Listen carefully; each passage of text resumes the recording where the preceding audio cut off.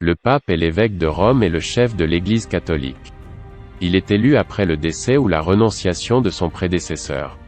Selon la tradition catholique, que ne partagent pas les autres confessions chrétiennes, l'autorité du pape se transmet par succession depuis l'apôtre Pierre lui-même, qu'il a reçu directement de Jésus-Christ. Cependant, la façon de concevoir et d'exercer cette autorité a évolué au cours des siècles. Le pape est le monarque du Vatican.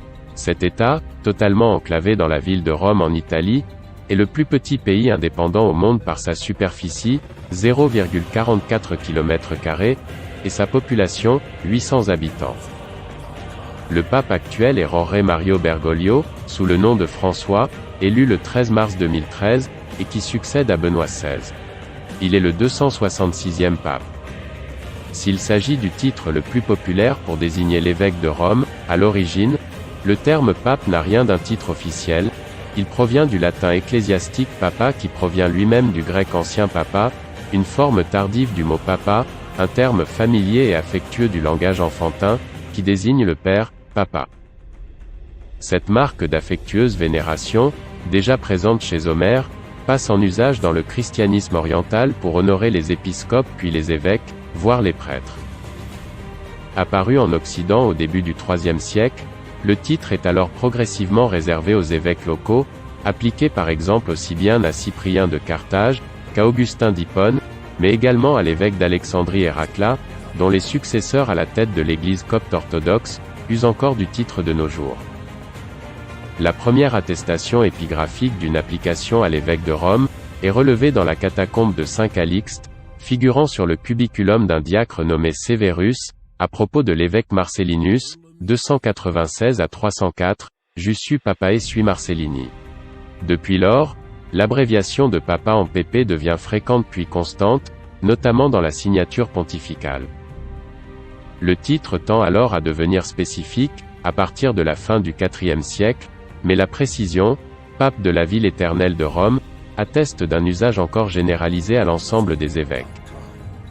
Au VIe siècle, le titre papa est utilisé par la chancellerie de Constantinople pour s'adresser à l'évêque romain, un titre dont à partir du 8e siècle, ses successeurs font usage pour se désigner eux-mêmes sans spécification.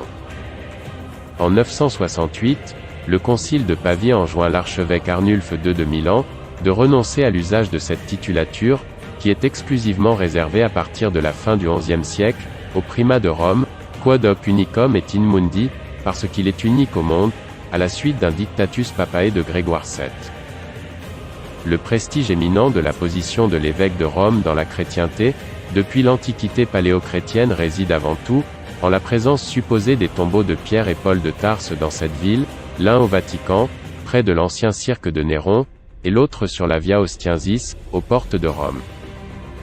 Dans les premiers siècles de notre ère, Rome devient ainsi ville de pèlerinage, ad limina apostolorum. L'Église romaine a toujours proclamé sa fondation apostolique, sur laquelle elle base son autorité magistérielle dont elle se prévaut, et que les titulaires du siège de Rome affirment à la suite de l'évêque Libère, 352 à 366, le premier à utiliser l'expression de siège apostolique, sedes apostolica. Depuis 451, lorsque le pape Léon Ier s'oppose au canon 28 du concile de Chalcédoine, qui fait de Rome et de Constantinople des sièges égaux, l'affirmation par les papes de Rome de leur primauté effective et pas seulement honorifique, qui place d'office quiconque la refuse dans la position de schismatique ou d'hérétique, n'est acceptée ni par les églises d'Orient, ni par les églises protestantes. Cependant, dans l'Église catholique, cette primauté effective découle ipso facto, du fait qu'il est l'évêque de Rome. Ainsi, la seule titulature officielle du pape dans l'Antiquité, est le mot évêque, sous-entendu de la ville. Aujourd'hui encore, dans les documents les plus solennels, le pape signe de ce seul titre d'évêque de l'Église catholique, comme on le voit au paraphe du pape Paul VI, sur toutes les constitutions et les décrets du Concile Vatican II, Ego Paulus Catholicae Ecclesiae Episcopus, ou bien accompagné de la formule grégorienne, Ego, Episcopus, Servus Servorum Dei. L'origine de la fonction papale est avant tout d'ordre spirituel, ou mystique, bien avant d'être politique. Ainsi, la théologie catholique fait remonter la lignée des papes à l'apôtre Pierre. Elle affirme que le rôle de l'apôtre de présider à l'unité de l'Église a été énoncé par le Christ, ce qui s'exprime dans l'évangile de Matthieu, « Tu es Pierre, et sur cette pierre je bâtirai mon Église. Je te donnerai les clés du royaume des cieux », Matthieu 16 versets 18 à 19, et dans l'évangile de Jean, par les paroles « Simon Pierre, paie mes agneaux, paie mes brebis », Jean 21 versets 15, 16, 17. Il est cependant à noter qu'Augustin d'Hippone, dans son ouvrage Rétractation, affirme que dans Matthieu 16 versets 18 à 19, la pierre sur laquelle le Christ allait bâtir son Église, n'était pas Pierre mais le Christ lui-même. Au IIe siècle de notre ère, il existe des manifestations du prestige de la communauté chrétienne de Rome, ainsi qu'en atteste une lettre d'Ignace d'Antioche adressée à cette communauté, évoquant la mémoire des enseignements apostoliques dont elle est détentrice. À la fin du siècle, Irénée de Lyon souligne lui aussi l'importance de cette tradition romaine dans son conte, Les hérésies, chapitre 3, verset 3, 2. Irénée, dans un texte qui entend combattre les gnostiques, présente le canal de la succession épiscopale comme le garant de la vérité apostolique pour chaque église et pointe pour son exemplarité Rome, cette église très grande, très ancienne et connue de tous, que les deux très glorieux apôtres Pierre et Paul y fondèrent et y établirent, en raison de son origine plus excellente doit nécessairement s'accorder toute église. C'est-à-dire les fidèles de partout, elle, en qui toujours, au bénéfice de ces gens de partout, a été conservée la tradition qui vient des apôtres. La revendication d'apostolicité de Rome, qui est la seule ville occidentale de l'Empire à le faire, n'est pas contestée, pas plus que ne l'est celle d'autres villes orientales comme Corinthe ou Antioche. Ce n'est pas le cas de la revendication d'autorité et de primauté, auquel elle prétend qui occasionnera nombre de débats, voire de schismes. En 195, sollicité par des adversaires de l'évêque Polycrate d'Éphèse, l'évêque de Rome Victor, dans ce qui peut être lu comme un exercice de l'autorité romaine sur les autres églises, rompt la communion avec les cartodécimans, parce que ces derniers fêtent Pâques le 14 Nissan, même jour que la Pâque juive, une tradition transmise par Jean l'Évangéliste, tandis que les chrétiens de Rome la fêtent un dimanche. Si cette première tentative est sans portée réelle, des documents attestent de la continuité dans cette souveraine prétention de l'Église de Lourdes, dans les décennies qui suivent. Jean Guyon définit Victor Ier comme le premier évêque monarchique de Rome. Lorsque Constantin eut fait de l'Église catholique une Église d'État, les évêques devinrent des personnages officiels. Du point de vue de l'administration civile, l'Empire romain est divisé en provinces, dont chacune était dirigée à partir de sa métropole, littéralement ville-mère, en grec. Du point de vue de l'administration des églises, cette désignation ne s'applique qu'à Rome, Antioche, Alexandrie, Nicomédie, puis Constantinople qui la remplace. Les chefs ecclésiastiques de ces cités importantes appelées patriarches, obtinrent juridiction sur leurs collègues des petites villes métropolites, à la fin du IIIe siècle, ou au tout début du IVe siècle. L'évêque de Rome, qui se considérait comme le successeur de Saint Pierre, revendiquait en outre une suprématie générale sur l'Église tout entière. En 325, le premier concile de Nicée entérine cet état de fait, nul évêque ne peut ordonner un prêtre ou un autre évêque, sans l'accord de son métropolite. Le même concile affirme aussi, pour trancher le conflit mélicien, et en se référant, dit-il, à un usage déjà constitué, que 3 métropolites ont des compétences qui dépassent le cadre de leur province, ceux d'Alexandrie, de Rome et d'Antioche. La circonscription qui dépend d'Alexandrie regroupe toutes les provinces d'Égypte et de Libye. Bien que le concile ne précise pas quelles sont les limites des deux autres, on peut supposer qu'Antioche a la responsabilité de la Syrie, de la Palestine et des provinces limitrophes, et que Rome domine l'Italie, avec, peut-être, une certaine influence en Gaule et en Afrique, comme semble en témoigner, le concile d'Arles en 314. Les conciles de Constantinople et de Chalcédoine accordent le même statut de supermétropolite, ce qui devait devenir la dignité de patriarche, au siège de Jérusalem et de Constantinople.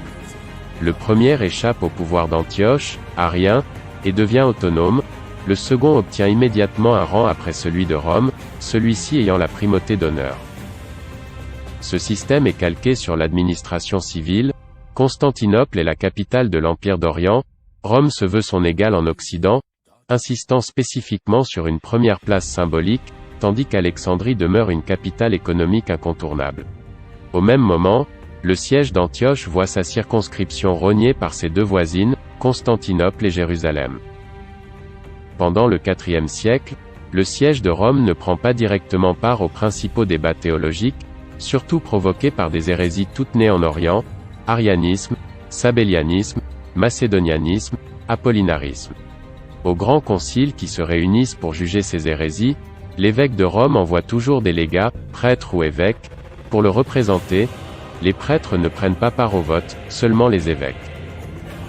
Souvent, des évêques et des sièges patriarcaux d'Orient en conflit interne, envoient des ambassades à l'évêque de Rome pour en obtenir un arbitrage.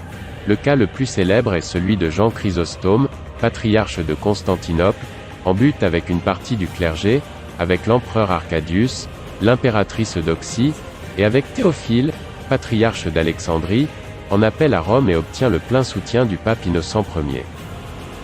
Ainsi, malgré une apparente faible implication dans les affaires de la chrétienté orientale, le prestige de Rome est généralement reconnu, en tant qu'instance non directement liée au conflit, et par conséquent susceptible d'adopter une position non partiale. Cette implication non partisane, jointe au fait que Rome est reconnue comme la ville du martyre des apôtres Pierre et Paul, conduit nombre d'instances, empereurs et évêques d'Orient, à lui demander à plusieurs reprises l'arbitrage romain, notamment lors de la crise arienne. Au Ve siècle, notamment lors des grands débats christologiques suscités par Nestorius, puis par Eutychès, Rome s'implique davantage. Ce sera avec le plein soutien du pape Célestin Ier, sollicité par Cyril, patriarche d'Alexandrie, que Nestorius et le nestorianisme seront condamnés au concile œcuménique d'Éphèse, en l'an 431. Déjà au IVe siècle, Théodose, à son avènement, avait proclamé que la loi religieuse de tout l'Empire, était la foi de l'évêque de Rome et de l'évêque d'Alexandrie. En l'an 451, au cours du concile de Chalcédoine, à la lecture du tome à Flavien, rédigé par le pape Léon Ier pour définir la foi catholique contre l'hérésie d'Eutychès niant les deux natures, divine et humaine, du Christ, toute l'assemblée conciliaire, debout, acclama le pape au cri de « Pierre vient de parler par la bouche de Léon », exclamation que les notaires impériaux consignèrent, dans les procès-verbaux des actes canoniques du concile. Au cours des siècles suivants, VIe siècle, VIIe siècle, à la suite de la chute de l'Empire d'Occident, le siège de Rome devient de plus en plus politiquement autonome et influent, notamment en Occident, alors considéré comme le territoire spécifiquement patriarcal du pontife romain. Dans le marasme général, peste à Rome, débordement catastrophique du Tibre, invasion des Lombards, le pape Grégoire le Grand, 590 à 604, est amené à organiser matériellement, à tous les niveaux, les besoins de la population romaine. Plusieurs facteurs ont favorisé cette évolution, le prestige de Rome, ancienne capitale de l'Empire, et qui le reste dans les esprits longtemps après la chute de l'Empire d'Occident. C'est en ce sens que Michel Butor a pu parler au XXe siècle, du pape comme le fantôme des empereurs hantant leur ville éternelle. À ce prestige s'ajoute celui conféré par le titre de successeur de Saint-Pierre, que l'Église catholique lui reconnaît. Par ailleurs, Rome était et reste encore, un lieu de pèlerinage très fréquenté sur les tombes traditionnelles des apôtres Pierre et Paul, apôtres considérés comme les fondements de l'Église, selon le mot d'Irénée de Lyon. L'éloignement de la puissance civile et militaire, les empereurs s'installent d'abord à Ravenne, puis il ne reste plus que l'empereur installé à Constantinople, l'absence d'autres chefs religieux de premier plan en Occident. Tous les patriarches sont en Orient, et le seul siège de métropolite qui ait quelque importance, celui de Carthage, est longtemps entre les mains des Vandales ariens, puis perd sa puissance. La politique active menée par des papes de forte personnalité, en particulier Grégoire le Grand, qui fut l'instigateur de la conversion des Anglo-Saxons, ou encore Léon, dont l'épisode le plus connu est la rencontre avec Attila, pour le dissuader d'envahir Rome. Si le pape envoie des missionnaires dans des pays lointains ou négocier face à Attila, cela manifeste désormais son indépendance politique. À Constantinople, le patriarche demeurait sous le contrôle étroit de l'empereur, donnant ainsi lieu au césaropapisme. Le pape, jusqu'en 1870, a été le souverain des États pontificaux. Il est aujourd'hui souverain de l'État de la Cité du Vatican, sur lequel il possède la plénitude du pouvoir exécutif, législatif et judiciaire. Cette souveraineté sur un territoire, de dimension réduite, est la garantie d'indépendance de son pouvoir spirituel, à l'égard de tous les États du monde. Le pape est avant tout le garant de l'unité, et le chef visible de l'Église catholique, le Christ en étant le chef invisible. L'élection du pape est la prérogative exclusive du collège des cardinaux de l'Église romaine, réunis en conclave, lieu fermé sous clé, après la mort ou la renonciation du pape, et selon les strictes dispositions de la Constitution Universi Dominici Gregis, promulguée par le pape Jean-Paul II du 22 février 1996, succédant à des constitutions antérieures, et par le motu proprio Constitution Apostolica, du pape Benoît XVI promulgué le 11 juin 2007. Les cardinaux sont eux-mêmes créés par le pontife romain, et sont actuellement électeurs jusqu'à l'âge de 80 ans. C'est seulement à partir du XIe siècle, que l'élection du pape fut réservée aux cardinaux, décret de Nicolas II, en date du 13 avril 1059. Antérieurement, pendant le premier millénaire, l'élection du pontife romain revenait canoniquement à l'Église de Rome, clercs et certains laïcs. Les interférences abusives du pouvoir politique, finirent par pousser les papes à interdire une telle interférence. Le pape est élu à vie, mais garde la prérogative de résigner la charge apostolique, très rarement exercée. Ainsi le pape Célestin V, en 1294, renonce quelques mois après son élection pour terminer sa vie dans un monastère. Grégoire XII, en 1415, fait annoncer sa démission le 4 juillet par la voix d'un procurateur, au sein du concile de Constance dans le but de mettre fin au grand schisme. Pour la troisième fois de l'histoire, le 28 février 2013, le pape Benoît XVI renonce à sa charge pour raison de santé, et se retire dans un monastère. Le règne d'un pape se nomme pontificat. L'origine de ce mot tient à l'un des titres des papes, souverain pontife.